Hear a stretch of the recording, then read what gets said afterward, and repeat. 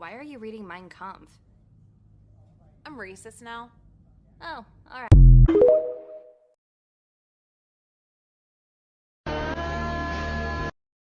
Why A, lesbians taking testosterone? Why are lesbians taking... Where's this singular lesbian who's taking all the testosterone? Where did they go? What do they look like? What's their number? Social workers make their livelihood off of systemic injustice and systemic oppression. So that's a tension, that's an issue. And social workers need to be developing a mindset of I'm working myself out of a job. Who shot up the Taco Bell? Who shot up the Taco Bell? Jewish people have a huge role to play in stopping fascism from happening in this country. Maybe you've heard about Project 2025, the long, detailed conservative plan for the next Republican president, Donald Trump, to transform the country into basically a dictatorship. They'd remove and weaken the parts of our government that keep presidents from having too much power, and clear the way to do every bad, wildly unpopular thing you can think of to build a country that's just for people like them. In their quest for authoritarianism, Project 2025 is their big, well-funded superpower, and the plan is already moving. The good news is we have a superpower too, joining together with our neighbors to stop their movement. We're actually the majority, and here's where Jews come in. The right-wing politicians who push Project 2025 want to break up our multi-faith, multiracial majority however they can, and they're targeting Jews to do it. They're trying to take advantage of Jewish fear to divide Jews from our neighbors. So they yell loudly about anti-Semitism. They hold bad faith hearings where they attack schools and left-wing institutions and claim that they're hostile to Jews. The authoritarians are out here claiming they care about Jewish safety. So why don't we join them? Well, Jewish people are smarter than that. Most of us. Anti-Semitism is real, but these people don't care about Jews. They want to use real and made-up anti-Semitism to pull Jews away from people who do share our values, and toward the right. We know from our history what happens when things move in their direction. It's not our safety or anybody else's safety. As Jews, we're going to reject their attempts to divide us and pit us against our allies. We know it's all part of the same game plan to build their authoritarian version of America. We have two choices. We can let it happen, or we can join with our friends and neighbors to stop it. So which way are we going? They also studied the way gay and straight people talk. Hi, nice to meet you. I ride a motorcycle. Sounds straight to me. And is straight. Hi, nice to meet you. I ride an electric motorbike. Gay. Fun fact. This image won third prize and the People's Choice Award at an AI-generated art competition, but was later disqualified because it was revealed to be a real photo.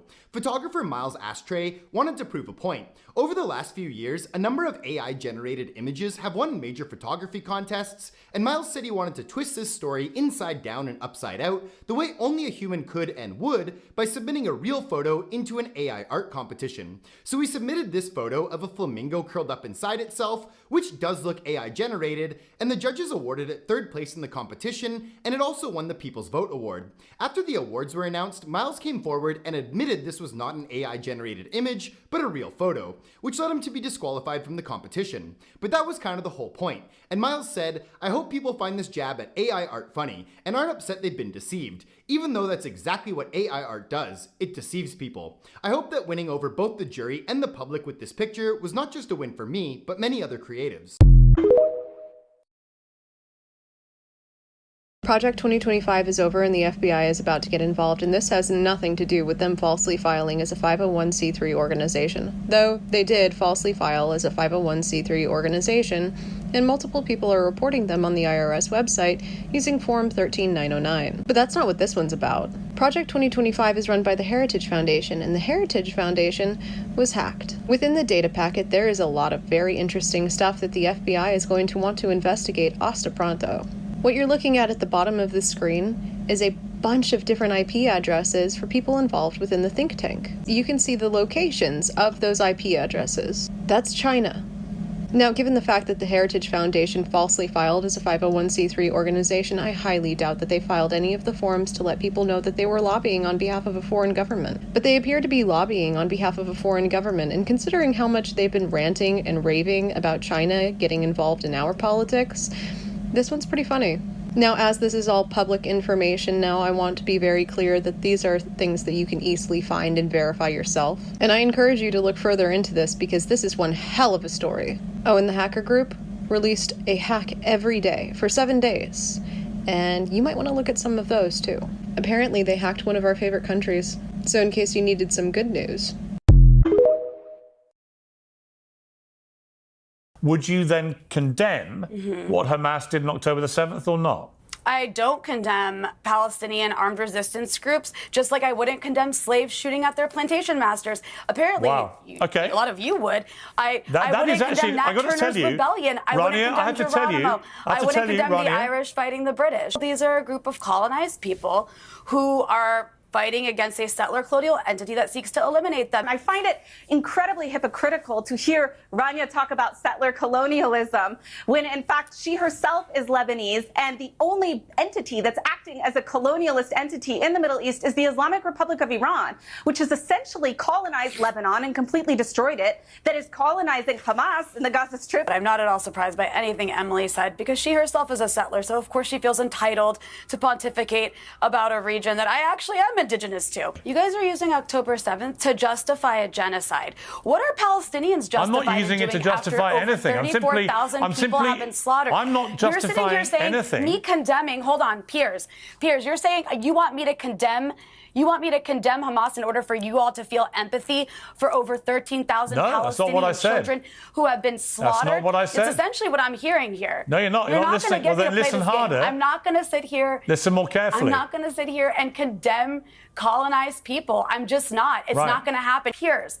If you're going to say what Israel's doing is a response to October 7th, then could October 7th perhaps have been a response to what Israel's been doing to Palestinians, which nobody was covering on October 4th or October 5th or October 6th? What I hear here is no empathy for people undergoing a genocide. They are rich terrorists leading a terror group, and they don't even live in Gaza. Piers, I know that I stand on the right side of history by opposing a genocide, and you are an accomplice to it by sitting here and propagandizing. Whatever, you can use any, you can use all that bullshit. You can bullshit that stuff as much as you like, but wow, this is incredibly aggressive. You guys can just sit here and bully me, but you're just a bunch of genocide I'll give you one last chance.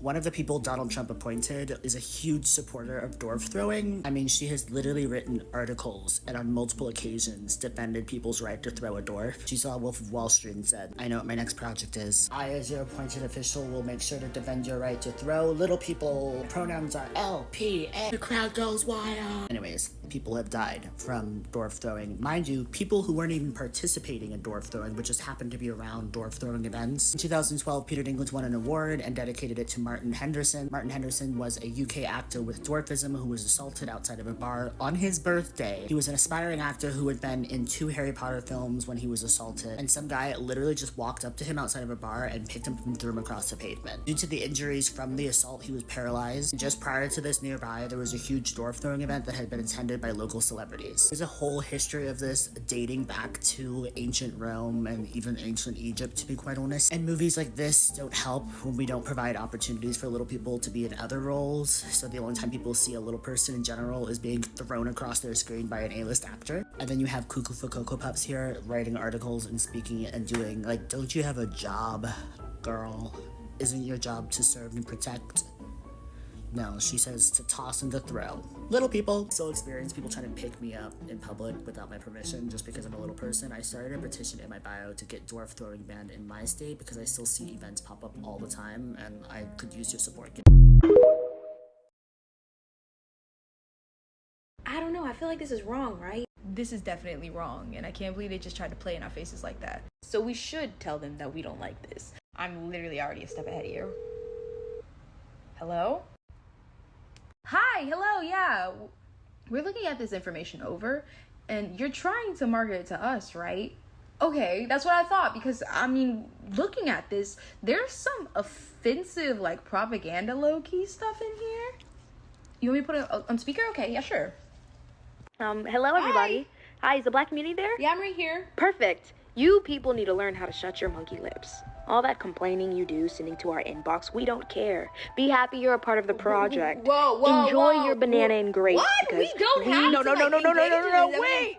don't have to include your monkey Negro asses in anything. Understand? Be happy with your banana and grapes and stop complaining about what you want and what kind of representation you want to get. We don't care, Nick. See, this is why I didn't want to call them in the first place, because I didn't even call it, like, you were the one that...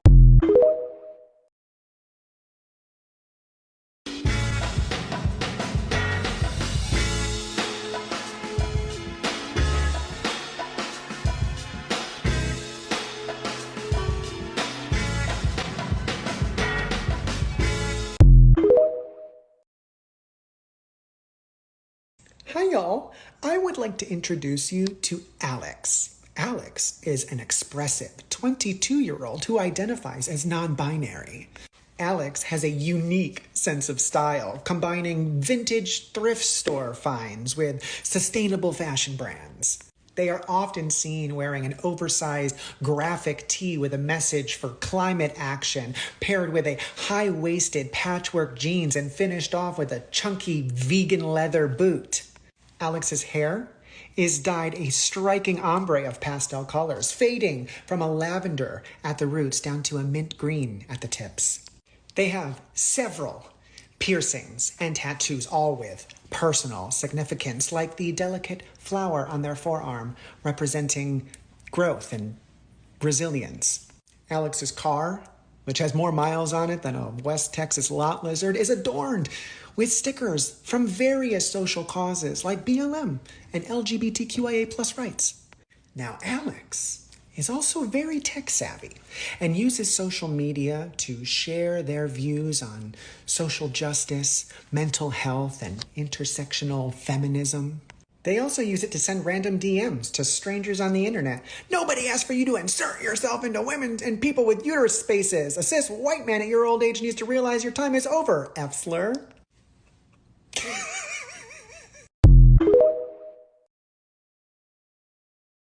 You honestly cannot make this crap up. And yet, she's gonna make most of this up. The Anti-Defamation League, totally not biased at all. Actually, when it comes to calling out white supremacism, which is what they're doing here, they're pretty reliable. Now says that 100% as a phrase is a hate symbol. Yeah, they don't say that. They don't make any blanket claim about the phrase. They make a claim about a particular usage of the phrase. Why, you might ask? Apparently, saying 100% colloquially is shorthand among white supremacists. I don't know why she finds this funny. White supremacists use the phrase 100% to indicate 100% white. Words take their meaning from their usage, so sometimes, yeah, this is a white supremacist phrase. And we probably shouldn't be chuckling about white supremacy. And is therefore hate speech and basically needs to be outlawed from society. Yeah, they don't make that claim anyplace. They just claim that this is a usage of the word that we ought to pay attention to. Of course, they'll wait until the very end of their little dissertation on why 100% is white supremacy to tell you that most uses of the phrase are not, in fact, white supremacist in nature. This dissertation that she's talking about is 3 paragraphs on a website. Like, this is the whole thing. That's the whole thing up there. And the note that 100% doesn't usually mean this is the last paragraph. So it's like a third of what they say. Meanwhile, last year, the Ontario Mathematics Association in Canada actually said in a webinar that there's abundant white supremacy in math. Everything she just said is wrong.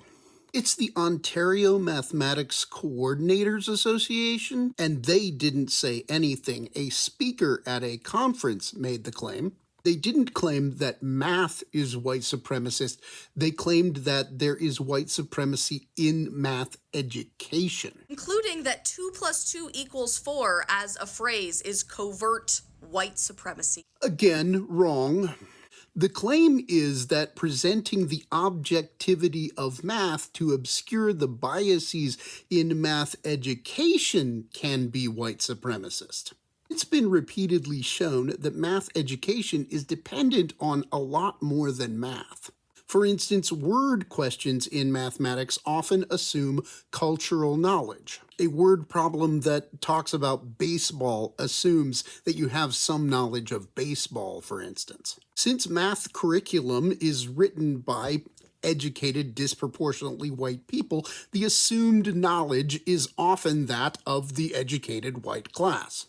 If you try to deny that this bias exists in math by pointing to objectivity in math, that 2 + 2 = 4, you're just obscuring the problem.